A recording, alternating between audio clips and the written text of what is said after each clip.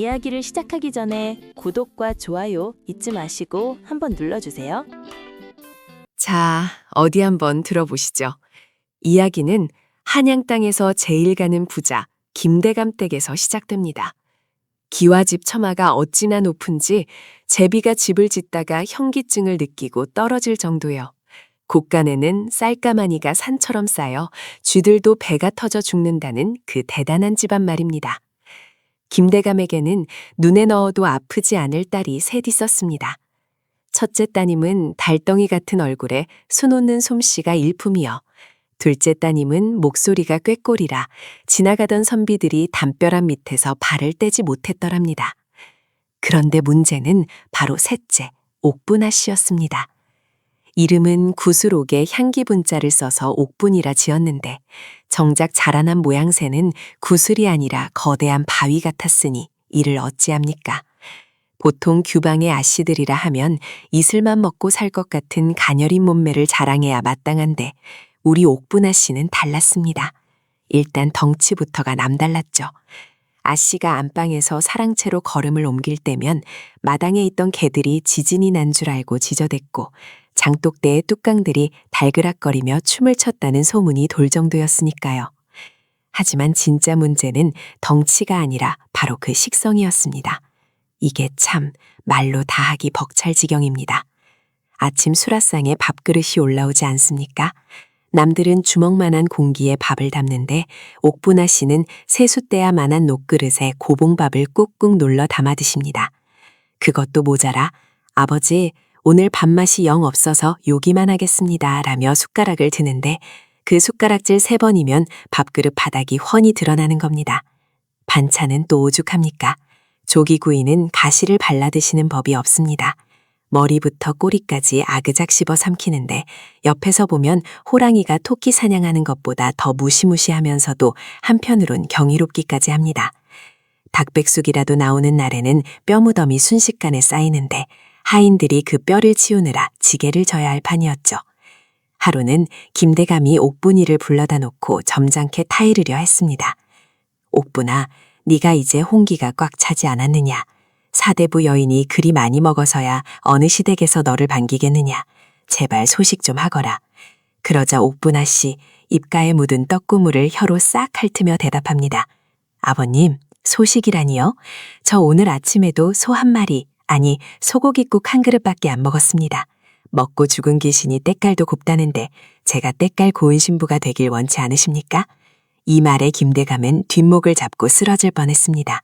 때깔이 고우면 좋은데 그 때깔 만들려다 집안 기둥뿌리가 뽑힐 지경이니까요. 마을 사람들 사이에서도 옥분아 씨는 유명인사였습니다. 장터 국밥집 할머니들이 제일 무서워하는 손님이 바로 옥분아 씨였죠. 한 번 뜨면 국소 바닥까지 긁어먹고 가는데 돈은 넉넉히 주지만 다음날 장사할 밑재료가 동이 나버리니 장사를 접어야 할 판이었거든요. 동네 꼬마들은 옥분아 씨가 지나가면 노래를 불렀습니다. 김대감 댁 셋째 딸 밥통이 셋이래요. 하나는 밥 넣고 하나는 떡 넣고 하나는 고기 넣고 김대감의 한숨은 날로 깊어만 갔습니다.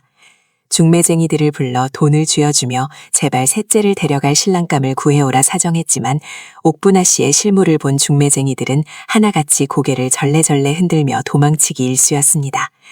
대감마님, 저 댁은 쌀가마니를 혼수로 보내는 게 아니라 쌀가마니를 짊어질 장사를 사위로 맞아야겠습니다요. 그러던 어느 날 밤이었습니다. 김대감이 텅 빈 곳간을 바라보며 신세한탄을 하고 있는데 사랑채 건너편 부엌에서 수상한 소리가 들려왔습니다. 달그락, 쩝쩝, 우적우적. 아니, 이 야심한 시각에 또 옥분이가 야식을 먹는 것인가. 김대감은 화가 머리끝까지 치밀어 올라 방문을 박차고 나갔습니다.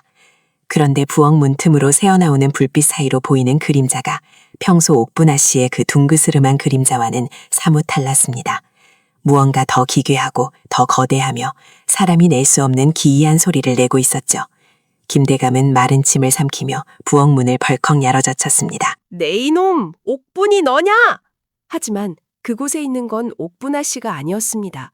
솥단지 옆에 쭈그리고 앉아 생쌀을 씹어먹고 있는 것은 사람의 형상을 했으되 눈빛이 시뻘겋게 타오르는 낯선 사내였습니다. 사내는 김대감을 보자마자 입가에 묻은 쌀가루를 털어내며 씩 웃었는데 그 미소가 어찌나 섬뜩하던지 김대감은 그 자리에 얼어붙고 말았습니다. 그때였습니다. 뒤쪽에서 쿵, 쿵, 쿵 하는 익숙한 진동이 느껴졌습니다. 우리의 옥분아 씨가 배가 고파 잠에서 깨어 부엌으로 다가오고 있었던 겁니다. 옥분아 씨는 부엌 문 앞에 서서 낯선 괴한과 아버지를 번갈아 보더니 눈을 동그랗게 떴습니다. 그리고는 대뜸 그 괴한에게 손가락질을 하며 외쳤습니다. 아니, 내 야식사를 네 놈이 다 처먹고 있는 게냐? 천하의 괴한도 천하의 김대감도 예상치 못한 반응이었습니다. 옥분아 씨의 분노는 아버지를 구하겠다는 효심에서 나온 것이 아니라 자신의 소중한 야식을 건드린 것에 대한 식욕의 분노였으니까요.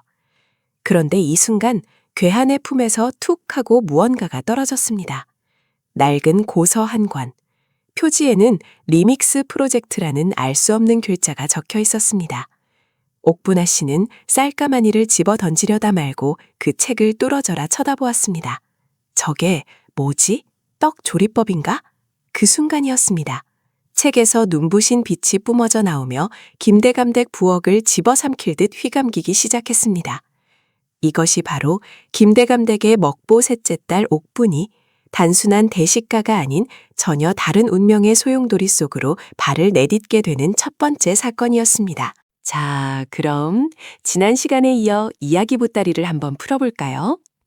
거드름 피우기 좋아하는 우리 김대감.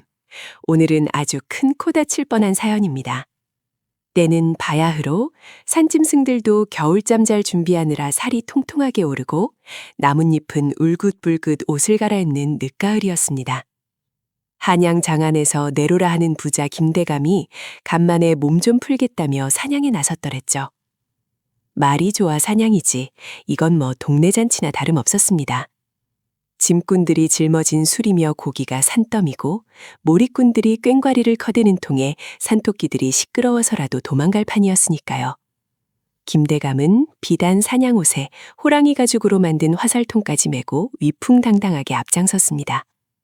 에헴, 내 오늘 기필코 집채만한 놈을 잡아다가 대청마루에 깔아두리라.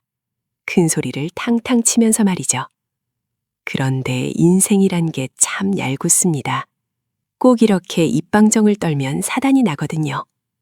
몰이꾼들이 멧돼지를 몬답시고 저 아래 골짜기로 내려간 사이 김대감 혼자 으쓱대며 깊은 숲으로 들어간 게 화근이었습니다. 갑자기 숲이 쥐 죽은 듯 조용해지더랍니다. 새소리도 뚝 그치고 바람소리마저 멈춘 것 같은 그 섬뜩한 정적. 그리고 등 뒤에서 뜨거운 콧김이 훅 하고 끼쳐오는데 그 냄새가 어찌나 고약한지 썩은 메주 냄새는 저리 가라였습니다. 김대감이 뻣뻣하게 굳은 목을 돌려 뒤를 딱 돌아봤는데 아이고 세상에, 거기에 산이 하나 서 있었습니다.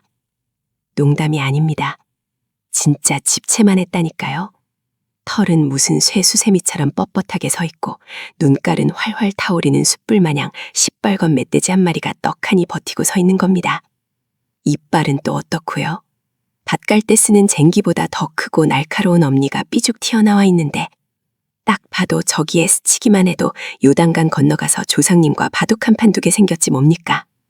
김대감은 그 자리에 얼어붙었습니다. 손에 든 활? 아이고, 그게 무슨 소용입니까? 오금이 저려서 서 있기도 힘든 판에 멧돼지가 앞발로 땅을 툭툭 치더니 그 거대한 몸뚱이를 싣고 김대감을 향해 돌진하기 시작했습니다. 땅이 울리는 게 지진날 줄 알았답니다. 그때 김대감의 머릿속에 스친 생각은 딱 하나였습니다. 살아야겠다. 채통이고 뭐고 다 집어치우고 김대감은 뛰기 시작했습니다. 갓은 어디 나뭇가지에 걸려 날아가고 비단 옷자락은 가시덤불에 찢겨 걸레짝이 되어가는데도 뒤도 안 돌아보고 달렸지요. 평소에 밥상머리에서 숟가락 들 힘도 없다고 엄살 피우던 양반이 어찌나 빠른지 아마 그때 올림픽이 있었으면 금메달은 따놓은 당상이었을 겁니다. 하지만 4발 달린 짐승을 2발 달린 양반이, 그것도 뱃살 두둑한 양반이 어떻게 이기겠습니까? 멧돼지의 거친 숨소리가 바로 턱 밑까지 쫓아왔습니다. 아이고, 나 죽네, 사람 살려. 김대감이 비명을 지르며 나무뿌리에 걸려 넘어지던 바로 그 절체절명의 순간이었습니다. 어디선가 휙 하는 바람 가르는 소리가 들렸습니다. 김대감이 찔끔 감았던 눈을 살며시 뜨니 웬 쑥검댕이 청년 하나가 멧돼지 앞을 가로막고 서 있는 게 아니겠습니까? 허름한 배옷에 집신을 신고 등에는 나무지게를 진 영락없는 나무꾼이었습니다. 바로 이 동네에서 힘좋기로 소문난 돌쇠였지요. 돌쇠는 자기 키보다 더 큰 멧돼지가 달려오는데도 눈 하나 깜짝 안 했습니다. 오히려 귀찮다는 듯이 하품을 척 하더니 손에 들고 있던 낡아 빠진 도끼를 고쳐주더랍니다. 멧돼지가 고압까지 닥친 순간 돌쇠가 몸을 살짝 비틀며 도끼를 내리꽂았습니다. 퍽! 둔탁하면서도 묵직한 소리가 숲을 울렸습니다. 그 산 같은 멧돼지가 꽥! 소리 한 번 못 지르고 옆으로 구당탕 쓰러지는데 그 서슬에 아름드리 나무 몇 그루가 같이 넘어갈 정도였습니다. 멧돼지는 다리를 몇 번 바르르 떨더니 이내 잠잠해졌지요. 돌쇠가 쓴 기술이라곤 그저 장작 팰 때 쓰는 내리찍기 한 방이었는데 급소를 정확히 가격한 겁니다. 먼지가 가라앉고 엉덩방아를 찧은 채 머슴이 입만 벌리고 있는 김대감 앞으로 돌쇠가 터벅터벅 걸어왔습니다. 그러고는 멧돼지 몸에 박힌 도끼를 쓱 뽑아내며 덤덤하게 말했지요. 대감마님, 여기서 낮잠 주무십니까? 입 돌아가요. 김대감은 덜덜 떨리는 손으로 바지를 움켜쥐었습니다. 다행히 실례는 안 한 모양이더군요. 그제야 정신이 좀 든 김대감은 눈앞의 청년을 다시 훑어봤습니다. 땀에 젖은 구릿빛 피부, 헝클어진 머리카락 사이로 보이는 맑지만 어딘가 범상치 않은 눈빛. 고작 나무꾼 주제에 산신령도 도망갈 괴물을 도끼 한 자루로 때려 적다니요. 내 놈은 누구냐? 아랫마을 사는 돌쇠라고 합니다요. 나무하러 왔다가 웬 멧돼지가 설치길래 저녁 반찬이나 할까 하고 잡았습니다. 돌쇠는 대수롭지 않다는 듯 도끼날에 묻은 피를 쓱쓱 문질러 닦았습니다. 김대감은 기가 막혔습니다. 자기가 죽을 뻔한 괴물을 두고 저녁 반찬이라니요. 하지만 한편으로는 안도감이 밀려왔습니다. 살았다, 살았어. 호랑이 굴에 들어가도 정신만 차리면 산다더니 나무꾼 덕에 목숨을 건졌구나. 김대감은 헛기침을 큼큼하며 일어섰습니다. 찢어진 옷매무새를 다듬으며 짐짓 위엄을 되찾으려 애썼지요. 내가 놈의 힘을 빼놓으려고 유인하던 참이었다. 네가 막타를 쳤으니 공을 세우긴 했구나. 네네, 그러셨겠죠. 어련하시겠습니까? 돌쇠는 피식 웃으며 지게를 다시 짊어졌습니다. 그 뻔뻔하면서도 능청스러운 태도가 괘씸할 법도 한데 김대감의 머릿속에는 엉뚱한 생각이 피어오르기 시작했습니다. 이 녀석, 보통 내기가 아니다. 이 정도 힘과 배짱이라면 내 곁에 두고 쓸모가 있겠어. 안 그래도 요즘 정적들이 나를 노린다는 소문이 흉흉한데 이런 놈 하나쯤 보디가드로 두면 든든하지 않겠나. 김대감은 탐욕스러운 눈빛을 번뜩이며 돌쇠의 등짝을 바라보았습니다. 하지만 김대감은 몰랐습니다. 이 우직해 보이는 나무꾼 돌쇠가 단순한 시골 청년이 아니라는 사실을, 그리고 오늘 이 만남이 한양바닥을 뒤흔들 거대한 사건의 시작이 될 줄은 꿈에도 몰랐던 것이죠. 죽을 고비를 넘긴 김대감은 돌쇠에게 솔깃한 제안을 하나 던지게 되는데 과연 돌쇠는 그 제안을 받아들였을까요? 아니면 김대감의 코털을 또 한 번 건드렸을까요? 흥미진진한 두 사람의 동거 다음 장에서 계속됩니다. 자, 앞선 이야기에서 우리 돌쇠가 최부자의 목숨을 기가 막히게 구해내지 않았습니까? 산적대를 맨손으로 때려잡고 놀란 말의 목덜미를 한 손으로 제압해서 마님을 구했으니 최부자 입장에선 이보다 더 듬직한 사윗감 후보가 없었을 겁니다. 그래서 최부자가 덜컥 제안을 합니다. 내 딸 셋 중 하나를 자네에게 주겠네 하고 말이죠. 자, 여기서부터가 아주 재미있는 대목입니다. 보통 옛날 이야기라면 얌전하고 참한 첫째나 천하절색인 막내를 고르기 마련인데 이 집안 사정은 조금 달랐습니다. 첫째는 이미 시집을 가서 아이가 셋이고 남은 건 둘째 월향이와 셋째 옥분이뿐이었죠. 최 부자는 내심 돌쇠가 둘째 월향이를 고를 거라고 확신했습니다. 왜냐고요? 월향이로 말할 것 같으면 마을 청년들이 담장 너머로 훔쳐보다가 담벼락이 무너진 적이 한두 번이 아닐 정도의 절세미인이었거든요. 피부는 백옥 같고 눈매는 초승달 같아서 걷기만 해도 꽃내음이 폴폴 나는 그런 아가씨였습니다. 최 부자도 헛기침을 하며 에헴, 우리 월형이가 좀 곱긴 하지 하며 은근히 둘째 쪽으로 눈짓을 줍니다.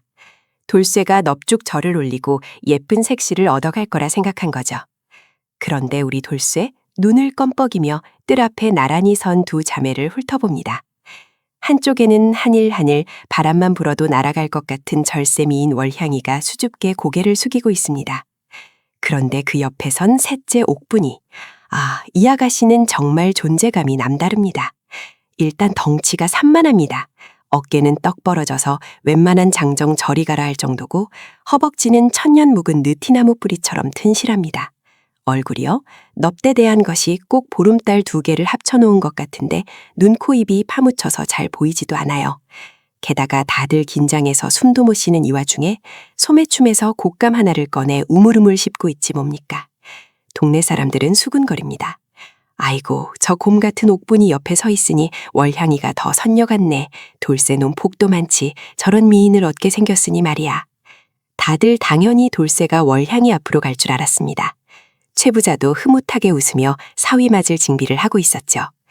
그런데 돌쇠가 뚜벅뚜벅 걸어가더니 탁 하고 멈춰선 곳은 바로 곶감을 씹고 있던 셋째 옥분이 앞이었습니다. 순간 정적이 흐릅니다. 옥분이도 씹던 곶감을 멈추고 퉁방울만한 눈을 깜빡이며 돌쇠를 올려다보죠. 최 부자는 자기 눈을 의심하며 소리칩니다. 이보게, 자네 눈이 삐었나? 거기는 셋째야. 저기 꽃 같은 돌째가 안 보이는가? 하지만 돌쇠는 아주 진지했습니다. 장인어른, 저는 이 셋째 아가씨, 옥분아 씨를 제 아내로 맞이하고 싶습니다. 사람들은 경악을 금치 못했습니다. 돌쇠가 산적 잡다가 머리를 다친 게 분명하다고 수군댔죠. 미녀를 두고 곰을 선택하다니 이게 제정신인가 싶었을 겁니다. 심지어 월향이조차 자존심이 상해서 얼굴이 불그락 푸르락해졌죠. 내가 저런 곰탱이한테 밀리다니 하면서 말입니다. 하지만 돌쇠의 눈에는 다른 사람들이 보지 못하는 게 보였습니다. 돌쇠가 누굽니까? 산전수전 다 겪으며 눈치 하나로 살아남은 놈 아닙니까? 돌쇠 눈에 비친 돌째 월향이는 예쁘긴 한데 기운이 차갑고 날카로워서 마치 잘 벼린 칼날 같았습니다. 저런 여자를 품에 안았다가는 평생 비위 맞추느라 등골이 희고 집안에 냉바람이 잘 날이 없겠다 싶었던 거죠. 반면 셋째 옥분이를 보십시오. 우람한 덩치 주변으로 누런 황금빛 기운이 아지랑이처럼 피어오르고 있었습니다. 저 넉넉한 뱃살과 튼실한 하체에서 뿜어져 나오는 기운이 예사롭지가 않습니다. 돌쇠는 본능적으로 느낀 겁니다. 저 여자는 그냥 곰이 아니다. 저건 복덩어리다. 저 여자가 들어앉으면 무너져가는 초가삼간도 대궐로 바뀔 것이고 마른 우물에서도 물이 솟을 관상이다. 얼굴 뜯어먹고 살 거 아니면 사내는 모름지기 밥심과 복을 따라가야지. 돌쇠는 옥분이가 들고 있던 남은 곶감을 뺏어 먹으며 씨익 웃습니다. 아따, 아기씨 먹상 보니 우리 집 쌀독이 비지를 않겠습니다. 그 말에 옥분이는 부끄러운 듯 돌쇠의 등짝을 찰싹 때리는데 그 소리가 어찌나 큰지 등짝 스매싱 한 방에 돌쇠가 3미터는 날아갈 뻔했습니다. 그래도 돌쇠는 좋다고 헤헤거립니다. 저 손맛 좀 보십시오. 저게 바로 찰떡 같은 부부의 연 아니겠습니까? 최 부자는 기가 막히고 코가 막혔지만 뱉은 말이 있으니 어쩔 수 없이 허락을 합니다.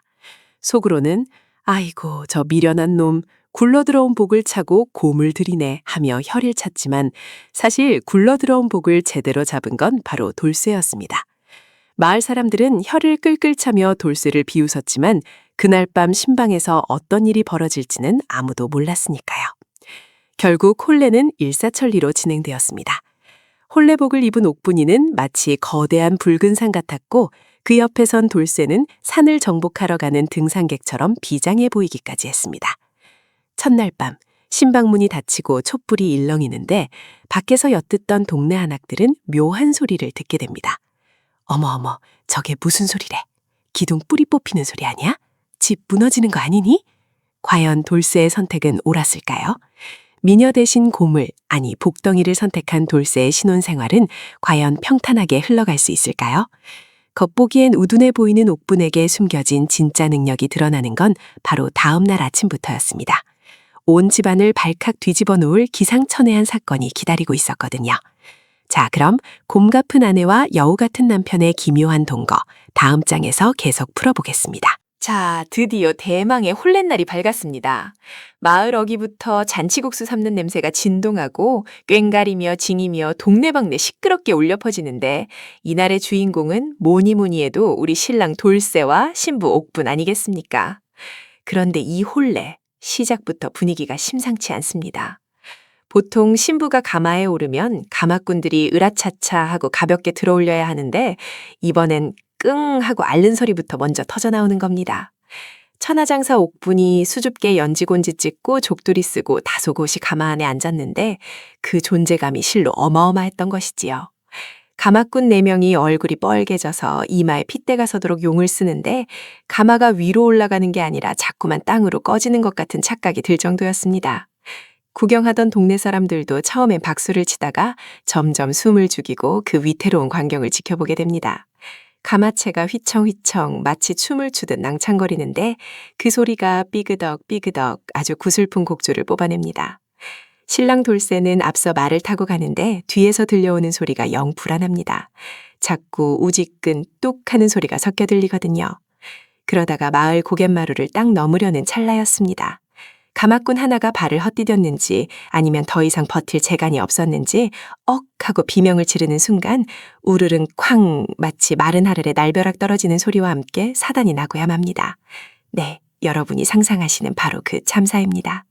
가마의 바닥이 옥분의 무게를 이기지 못하고 그만 쑥 빠져버린 겁니다. 그런데 더 기가 막힌 건 가마의 지붕과 옆벽은 그대로 있고 바닥만 빠졌으니 옥분의 2 다리가 땅에 턱하니 닿아버린 거죠. 가마꾼들은 넘어져서 알고 허리야 나중내 뒹굴고 있고 흙먼지 자욱한 가운데 가마틀을 허리에 낀 채 2 발로 꼿꼿이 서 있는 옥분의 모습이라니 이건 뭐 거북이 등껍질을 맨 장군감이지 새색시의 자태라고 보기엔 참으로 웅장하고도 민망한 상황 아니겠습니까?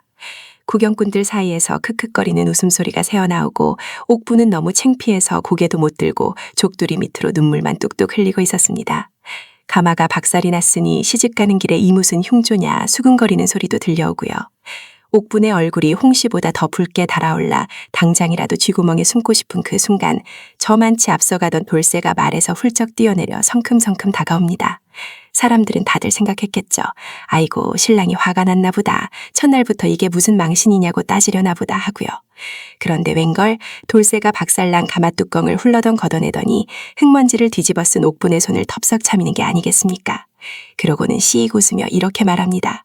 임자, 이놈의 가마가 임자의 귀한 값을 못 견디고 먼저 가버렸구만. 내 다리가 튼튼하니 걱정 마소. 우리 집까지 내가 길동무해 줄 테니 튼튼한 2 다리로 걸어서 갑시다. 땅바닥만큼 튼튼한 가마가 어디 있겠소. 그 투박한 말 한마디에 꽁꽁 얼어붙었던 분위기가 순식간에 녹아내립니다. 돌쇠는 옥분의 손에 묻은 흙을 제 옷자락으로 툭툭 털어주고는 마치 개선장군을 모시듯 당당하게 옥분을 이끌기 시작합니다. 옥분도 그제야 훌쩍거림을 멈추고 코를 팽 풀더니 씩씩하게 돌쇠의 손을 맞잡습니다. 가마꾼들은 머쓱해서 뒤따르고 구경꾼들은 그제야 환호성을 지르며 2 사람의 뒤를 따르니 가마 없이 걸어가는 그 행렬이 오히려 더 시끌벅적하고 흥겨운 축제가 되어버렸습니다. 그렇게 한참을 걸어 도착한 곳은 마을 외딴 곳에 자리 잡은 다 쓰러져가는 초가집이었습니다. 옥분이 살던 기와집과는 비교도 안 될 만큼 초라한 신혼집이었죠. 문짝은 덜컹거리고 부엌엔 취가 들락날락할 것 같은 모양새였지만 돌쇠가 옥분의 손을 꼭 잡고 마당으로 들어서는 순간만큼은 그 낡은 집이 궁궐부럽지 않아 보였습니다. 돌쇠는 땀을 뻘뻘 흘리면서도 싱글벙글 웃으며 방문을 활짝 열어젖힙니다. 자, 여기가 우리 보금자리요. 비록 가마 타고 오진 못했지만 내 등짝보다 넓고 따뜻한 방이니 어서 드시어. 옥분은 좁은 방을 둘러보며 피식 웃음을 터뜨립니다.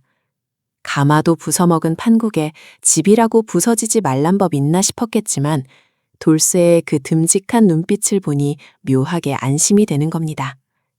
하지만 여러분, 이게 끝이 아닙니다. 가마가 부서진 건 액땜이라 치더라도 이 가난한 신혼집에는 돌쇠의 따뜻한 마음만으로는 해결되지 않을 아주 기묘하고도 현실적인 문제들이 도사리고 있었으니까요. 신방에 촛불을 켜고 2 사람이 마주 앉으려는 찰나 부엌 쪽에서 달그락거리는 소리가 들려옵니다. 쥐새끼 소리치고는 너무 크고 도둑이라기엔 너무 요란한 그 소리. 과연 첫날 밤부터 이들을 기다리고 있는 불청객은 누구 아니 무엇이었을까요? 돌쇠의 눈이 휘둥그레지고 옥분의 튼튼한 주먹이 본능적으로 쥐어지는 순간 방문 창호지에 거대한 그림자가 어른거리기 시작했습니다. 자, 이제 대망의 첫날 밤입니다. 촛불은 아른거리고 방 안에는 침묵만이 무겁게 내려앉았죠. 아니, 침묵보다 더 무거운 게 있었으니 바로 새색시 옥분이었습니다. 우리 신랑 꼬락서니를 보아하니 아주 가관입니다. 바짝 마른 명태마냥 구석에 처박혀서 사시나무 떨듯 떨고 있네요. 그도 그럴 것이 옥분이의 덩치가 어디 보통입니까? 씨름판 황소도 한 수 접고 들어갈 위용이니 신랑 입장에서는 사랑스러운 아내가 아니라 거대한 산맥이 눈앞에 떡하니 버티고 있는 기분이었을 겁니다. 옥분이 수줍게 하지만 우렁차게 입을 엽니다. 서방님, 이리 가까이 오셔요.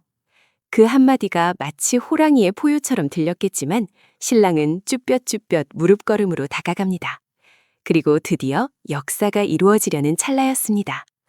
옥분이 마음을 굳게 먹고 엉덩이를 들썩이며 자리를 고쳐 앉는 순간 방바닥 아래서 아주 기이한 소리가 들려옵니다. 찌그덕, 뚝, 콰지직. 이건 나무가 비명 지르는 소리가 아니라 집안의 대들보가 살려달라고 애원하는 소리였죠. 그 찰나의 정적.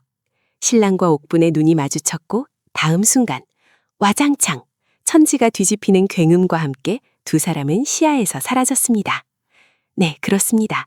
신혼방 구들장이 옥분의 하중을 이기지 못하고 그만 폭삭 내려앉아 버린 겁니다. 방바닥이 꺼지면서 두 사람은 잿더미가 가득한 아궁이 고래 속으로 쑥 빠져버렸죠. 아이고, 사람 살려. 밖에서 잔치 뒷정리를 하던 시부모가 혼비백산해서 문을 박차고 들어왔습니다. 방 안은 온통 흙먼지 투성이고 구멍 뚫린 방바닥 아래서는 콜럭거리는 기침 소리만 들려옵니다. 시어머니는 아이고 내 집, 내 구들장 하며 땅을 치고 시아버지는 며느리 잡네 하며 발을 동동 구르는데 정작 구덩이 속 상황은 밖에서 생각하는 것과는 아주 딴판이었습니다. 먼지를 뒤집어 쓰고 숯검댕이가 된 신랑은 울상에 되어 있는데 그 옆에 앉은 옥분의 눈빛이 심상치 않습니다. 엉덩이가 깨진 고통 따위는 안중에도 없다는 듯 옥분은 뚫린 천장을 멍하니 올려다보고 있었죠. 마치 무언가에 홀린 사람처럼 말입니다. 신랑이 여보 괜찮소? 하고 묻자 옥분이 번개처럼 고개를 돌려 신랑의 멱살을 잡습니다. 그러고는 굵직한 목소리로 외치더군요. 물이 보인다. 물이 보여. 신랑은 기가 찼죠. 물이라니요. 지금 구들장이 꺼져서 흙구덩이에 처박힌 마당에 물이 무슨 소립니까? 정신 좀 차리시오 여보 하고 흔들어 봐도 옥분의 눈동자는 이미 핑글핑글 돌고 있었습니다. 그녀는 벌떡 일어나더니 흙먼지를 툭툭 타며 소리쳤습니다. 아버님, 어머님, 지금 당장 곳간을 여세요. 있는 돈 없는 돈 다 털어야 합니다. 시부모가 벙쪄서 쳐다보니 옥분은 한술 더 뜹니다. 방바닥이 꺼질 때 뇌리를 스치는 섬광이 있었으니 이것은 하늘이 주신 계시라. 곧 큰 물이 들이닥쳐 세상이 잠길 것이니 우리는 살 길을 도모해야 한다고 말이죠. 시아버지가 혀를 찹니다. 아니 새색시가 첫날 밤에 집을 박살내더니 이제는 실성까지 했나 보구나. 하지만 옥분의 기세가 어찌나 등등한지 집안 남자들을 압도하다 못해 짓눌러버릴 지경이었습니다. 옥분의 주장은 간단했습니다. 대홍수가 나면 무엇이 가장 귀해지겠느냐? 쌀, 옷, 아니다. 바로 소금이다. 비가 억수같이 쏟아져 염전이 다 잠기고 해가 뜨지 않으면 소금값이 금값이 될 터이니 지금 당장 전 재산을 털어 소금을 사들여야 한다는 겁니다. 미친 짓이었습니다. 멀쩡한 논밭을 팔고 소를 팔어 소금을 사다니요. 동네 사람들은 수군거렸습니다. 젖은 며느리가 덩치만 큰 게 아니라 간땡이도 부었구나. 첫날 밤에 구들장 깬 충격으로 머리가 어떻게 된 게 분명해. 하지만 옥분은 아랑곳하지 않았습니다. 시부모가 반대하면 드러누워 시위를 했고 신랑이 말리면 엉덩이로 밀어붙였죠. 결국 남편과 시부모는 울며 겨자먹기로 가산을 탕진해 소금 가마니를 사들이기 시작했습니다. 마당에도 헛간에도 심지어 안방 아랫목까지 하얀 소금 가마니가 산처럼 쌓였습니다. 집안 꼴이 아주 말이 아니었죠. 지나가던 개도 웃을 노릇이었습니다. 쨍쨍 내리쬐는 햇볕 아래서 소금 가마니를 끌어안고 있는 꼴이라니. 신랑은 한숨을 푹푹 쉬며 옥분에게 따졌습니다. 여보, 하늘이 이렇게 맑은데 무슨 홍수란 말이오. 이러다 소금 녹기 전에 내 속이 먼저 녹아 없어지겠소. 하지만 옥분은 콧방귀를 뀌며 하늘을 쳐다봅니다. 두고 보세요. 제 엉덩이가 괜히 무거운 줄 아십니까? 땅의 기운을 눌러 하늘의 뜻을 읽은 겁니다. 그렇게 며칠이 지났을까요? 마을 사람들이 저 집 망하는 꼴 좀 보자며 혀를 차던 어느 날 오후였습니다. 갑자기 서쪽 하늘에서 시커먼 먹구름이 몰려오기 시작했습니다. 매미 소리가 뚝 끊기고 후텁지근한 바람이 불어오더니 툭, 투둑, 굵은 빗방울이 마른 땅을 적시기 시작합니다. 신랑이 마루에 나와 하늘을 올려다보는데 빗줄기가 점점 굵어지더니 이내 하늘에 구멍이라도 뚫린 듯 억수같이 쏟아지기 시작하는 겁니다. 옥분이 방문을 열고 나옵니다. 그녀의 얼굴에는 승리자의 미소가 번지고 있었죠. 자, 보셨지요? 이제 시작입니다. 이 비는 그냥 비가 아닙니다. 세상을 다 덮어버릴 물난리의 서막이지요. 빗소리가 점점 커져 세상의 모든 소음을 집어삼킬 듯합니다. 옥분의 예언대로 정말 대홍수가 시작된 걸까요? 소금 가마니를 바라보는 신랑의 눈빛이 두려움에서 경이로움으로 바뀌는 순간이었습니다. 과연 이 소금들이 그들의 운명을 어떻게 바꿔놓을지 빗줄기는 멈출 기미가 보이지 않습니다. 자, 그럼 이 엄청난 비가 불러올 파란만장한 장사판 이야기 다음 장에서 계속 풀어보겠습니다. 하늘에 구멍이 뚫렸다는 말이 딱 이럴 때 쓰는 말 아니겠습니까? 억수같이 쏟아지는 비가 장장 보름을 넘기니 온 나라가 그야말로 물바다가 되고 말았습니다. 강물이 넘쳐 논밭을 덮치는 건 예사요. 집집마다 장독대가 둥둥 떠다니니 이건 뭐 육지인지 용왕님 앞마당인지 분간이 안 갈 지경이었죠. 그런데 말입니다. 이 난리통에 진짜 문제는 따로 있었습니다. 바로 소금입니다. 소금. 나라 전체가 물에 잠기니 염전인들 무사했겠습니까? 바닷물이 싱거워질 정도로 비가 퍼붓는데 소금이 만들어질 리 만무하고 창고에 쌓아둔 소금 가마니들은 습기를 먹다 못해 줄줄 녹아내려 소금물이 되어 강으로 바다로 다 흘러가 버린 겁니다. 그러니 당장 저녁상에 올릴 국감 맞출 소금 한 톨이 귀한 신세가 되었습니다. 김치는커녕 맹물에 밥을 말아 먹어야 할 판이니 소금값이 금값보다 비싸진 건 당연지사 아니겠습니까? 시장 바닥에서는 소금 한 대박이면 황소 한 마리를 준다는 소문까지 돌았으니까요. 자, 여기서 우리의 주인공 돌쇠를 한번 봅시다. 지난번 장날 멍청하다고 손가락질 받으며 사들였던 그 산더미 같은 소금 가마니들 기억나시죠? 남들은 비 온다며 곡식을 단속할 때 돌쇠 이 양반은 무슨 고집인지 소금 가마니를 안방 아랫목에 죄다 들여놓고 군부를 떼고 있었지 뭡니까? 아내가 덥다고 좁다고 바가지를 긁어도 허허 웃으며 소금 상전 모시듯 했으니 이게 바로 신의 한 수가 될 줄 누가 알았겠습니까? 비가 그치고 해가 쨍하고 뜨자마자 돌쇠네 집 앞은 문전성시를 이룹니다. 고을의 멀쩡한 소금이라곤 돌쇠네 안방에 있는 뽀송뽀송한 놈들 뿐이니 사람들이 돈보따리, 비단보따리를 싸들고 줄을 서는 겁니다. 아이고 어서 오십시오. 줄을 서시오. 줄을.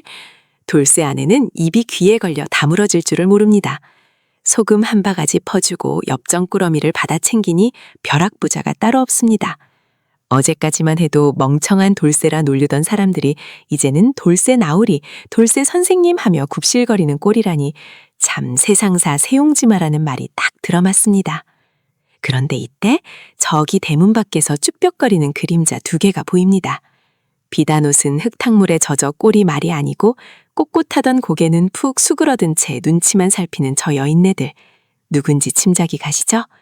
바로 돌쇠 아내를 구박하던 그 콧대 높은 형님들, 그러니까 돌쇠의 처형들입니다. 평소 같으면 아랫목 차지한 소금 가마니를 보고 미쳤다고 혀를 찼을 위인들인데 당장 집에 소금이 떨어져 끼니도 못 챙길 판이니 체면이고 뭐고 다 내팽개치고 달려온 겁니다. 아유, 동서, 그동안 잘 지냈는가? 큰형님이 억지 미소를 지으며 마당위로 들어섭니다. 뒤따라 들어오는 잦은 형님 손에는 꼬깃꼬깃한 쌈짓돈이 들려 있습니다. 돌쇠 아내는 짐진 모른 척 소금 가마니를 툭툭 치며 콧노래를 부릅니다. 어머, 이게 누구셔? 우리 귀한 형님들 아니신가? 비도 오는데 어인일로 이 누추한 곳까지 오셨대요. 냄새나는 소금 때문에 머리 아프시다며 얼씬도 안 하시더니 형님들 얼굴이 잘 익은 홍시처럼 벌개집니다. 아이고 동서, 우리가 언제 그랬다니. 다 동서 잘 되라고 한 소리지. 그나저나 집에 소금이 딱 떨어져서 말이야. 우리 조카들 밥은 먹여야 하지 않겠나? 응? 조금만 융통 좀 해주게. 우리가 섭섭지 않게 쳐줄 테니. 평소엔 동서가 해준 밥이 짜네 싱겁네 타박만 하던 양반들이 이제 와서 소금 좀 달라고 애걸복걸하는 꼴이라니. 돌쇠는 옆에서 곰방대를 물고 껄껄 웃기만 합니다. 돌쇠 아내는 표독스럽게 굴려다가도 그래도 피부탈이라고 한숨을 푹 쉬며 바가지를 듭니다. 돈은 됐고요. 대신 앞으로 명절 때 전부 치는 건 형님들이 다 하쇼. 그리고 우리 서방님 멍청하다고 한 번만 더 입 놀리면 그땐 소금 대신 소금물을 확 끼얹어 버릴 테니 그리 하시고. 아이고 알았네 알았어. 고맙네 동서. 두 형님은 소금 한 대박을 받아들고는 감지덕지하여 도망치듯 태문을 빠져나갑니다. 그 뒷모습을 보며 돌쇠 부부는 마주보고 배꼽을 잡고 웃습니다. 방구석 가득 쌓인 하얀 소금이 마치 은가루처럼 반짝이는 밤입니다. 자, 이렇게 돌쇠는 소금 벼락을 맞아 골 제일 가는 부자가 되었습니다. 돈이 넘쳐나니 이제 곳간을 늘리고 집을 고칠 일만 남았겠죠? 그런데 말입니다. 옛말에 호사다마라고 좋은 일에는 마가 끼기 마련이라지 않습니까? 이렇게 갑자기 큰 돈을 만지게 된 돌쇠 부부에게 소금 냄새를 맡고 몰려든 파리떼가 있었으니 그 중에서도 아주 기묘하고 수상한 손님이 하나 찾아옵니다. 그 손님은 사람이 아니었습니다. 아니, 사람의 형상을 하고는 있었으나 그 속은 알 수 없는 아주 기이한 존재였죠. 소금으로 부자가 된 돌쇠 앞에 나타난 소금을 싫어하는 존재. 과연 돌쇠의 행운은 언제까지 계속될 수 있을까요? 다음 이야기, 끈적하고 비릿한 그놈의 정체를 한번 파헤쳐 보겠습니다. 달빛조차 구름 뒤로 민망해서 숨어버린 칠흑 같은 밤이었습니다. 마을 어귀 개들마저 짖기를 잊은 그 시각, 옥분의 집 담장 너머로 시커먼 그림자 서너 개가 구렁이 담 넘듯 스르륵 기어들어왔습니다. 소문이 났거든요. 이 집에 뭔가 대단한 게 숨겨져 있다는 헛소문이 도적대 귀에까지 들어간 모양입니다. 하필이면 그게 금은보화도 아니요, 옥분이 평생 모은 놋그릇 몇 개라는 게 비극이라면 비극이겠지요. 놈들의 대장격인 애꾸는 칠성이 방문에 침을 툭 바르고 구멍을 뚫으려던 찰나였습니다. 방 안에서 들려오던 코골이 소리가 뚝 끊기더군요. 짐승적 감각이랄까요? 옥부는 자다가도 밤냄새와 살기는 기가 막히게 맞는 여인이었습니다. 벌떡 일어나는 그 순간 이 사달이 나고야 말았습니다. 찍! 세상에 천지개벽하는 소리가 났습니다. 얼마나 급하게 일어났으면 그 튼튼하던 삼배바지 엉덩이 한가운데가 정확하게 반으로 갈라지고만 가십니다. 하지만 지금 옥분의 눈에 그깟 엉덩이 시원한 것 따위가 들어오겠습니까? 문 밖에서 느껴지는 놈들의 인기척에 눈이 뒤집힌 옥분은 윗목에 놓아두었던 무쇠 솥뚜껑을 번쩍 들어올렸습니다. 보통 장정들도 끙끙대는 그 무거운 솥뚜껑을 마치 부채처럼 가볍게 쥐고 방문을 뻥 차고 나갔으니 도적놈들이 얼마나 놀랐겠습니까? 어디서 굴러먹던 개뼈다귀들이 감히 내 놋그릇을 넘봐! 옥분의 호령소리가 마당을 쩌렁쩌렁 울렸습니다. 칠성이가 칼을 빼들기도 전에 솥뚜껑이 허공을 가르며 날아들었습니다. 솥뚜껑 손잡이를 방패 손잡이처럼 꽉 쥔 옥분의 모습은 흡사 전장의 장수와 다를 바 없었습니다. 깡 하는 맑고 고운 소리와 함께 칠성이의 칼이 튕겨나갔고 놈은 손목이 얼얼해 비명을 질렀지요. 그런데 말입니다. 도적대들이 정말로 놀란 건 옥분의 괴력이 아니었습니다. 옥분이 솥뚜껑을 휘두르며 몸을 핑그르르 돌릴 때마다 달빛도 없는 어둠 속에서 하얗게 빛나는 무언가가 있었기 때문입니다. 찢어진 바지 사이로 삐져나온 옥분의 하얀 속구쟁이, 아니 더 정확히 말하면 튼실한 엉덩이 살집이 마치 보름달처럼 번쩍번쩍 빛을 발하고 있었던 겁니다. 도적놈들 중 하나가 덜덜 떨며 소리쳤습니다. 대장, 저 옆편에 엉덩이에 눈이 달렸소. 뒤에도 눈을 부릅뜨고 우리를 노려보고 있단 말이요. 그 소리에 옥분은 더욱 기세가 등등해졌습니다. 제 엉덩이가 터진 줄은 꿈에도 모르고 놈들이 자신의 기백에 눌려 헛소리를 한다고만 생각했지요. 오냐, 내 등 뒤에도 눈이 있고 발바닥에도 눈이 있다. 이놈들 오늘 제삿날인 줄 알아라. 옥부는 마당 한 구석에 서 있던 감나무 묘목을 향해 돌진했습니다. 말이 묘목이지 제법 굵기가 있는 나무였는데 옥분이 으라차차 기압을 넣고 뿌리째 쏙 뽑아드니 그 모습이 가히 삼국지의 장비 저리가라였습니다. 흙이 후두둑 떨어지는 감나무를 몽둥이 삼아 휘두르기 시작하자 마당은 순식간에 아수라장이 되었습니다. 나뭇가지에 맞은 놈, 뿌리에 얻어터진 놈, 그리고 옥분이 몸을 숙일 때마다 적나라하게 드러나는 그 하얀 보름달의 위용에 넋을 잃은 놈들이 뒤엉켜 아비규환을 이루었습니다. 이건 싸움이 아니라 일방적인 청소였습니다. 옥분이 감나무를 크게 휘두르며 엉덩이를 쭉 뺄 때마다 도적들은 그 기괴하고도 압도적인 비주얼의 공포를 느꼈습니다. 칠성이는 생각했겠지요. 저것은 인간이 아니다. 엉덩이로 기를 내뿜는 산신령이거나 바지 터진 도깨비가 분명하다고 말입니다. 살려만 주십시오. 다시는 안 오겠습니다. 결국 칠성이가 무릎을 꿇고 빌었습니다. 옥부는 거친 숨을 몰아쉬며 감나무를 땅에 쿵 찍었습니다. 그리고 승리자의 여유를 부리며 놈들을 내려다보았지요. 그때 마침 구름 뒤에 숨어있던 진짜 달이 옥분을 비추었습니다. 썩 꺼지지 못해. 옥분이 뒤를 돌아 집으로 들어가려는 순간 도적들은 보았습니다. 승리의 깃발처럼 펄럭이는 바지자락 사이로 당당하게 존재감을 과시하는 옥분의 뽀얀 살결을 말이지요. 놈들은 비명을 지르며 담을 넘어 도망쳤습니다. 칼 때문도 감나무 때문도 아닌 그 압도적인 엉덩이의 위험에 질렸습니다. 방으로 들어와 털썩 주저앉은 옥부는 그제야 엉덩이 쪽이 선득한 것을 느꼈습니다. 손을 뒤로 가져가 만져보니 횡하니 뚫린 구멍으로 찬바람이 솔솔 들어오지 뭡니까? 에그머니나, 아까 그놈들이 본 게 내 녹그릇이 아니라 내 엉덩짝이었어? 옥부는 얼굴이 붉어지기는커녕 허허허 너털웃음을 터뜨렸습니다. 어찌되었든 지켜내지 않았습니까? 제 엉덩이 한쪽을 내어주고 집안의 평화를 지켰으니 이보다 남는 장사가 어디 있겠습니까? 바람이 숭숭 통하는 바지를 입고 대자로 눕는 옥분의 코골이 소리가 다시금 들려오기 시작했습니다. 찢어진 틈새로 들어오는 밤바람마저도 그녀의 승리를 축하해주는 듯 시원하게 느껴지는 밤. 그렇게 여장군 옥분의 전설은 엉덩이의 영광스러운 상처와 함께 깊어가고 있었습니다.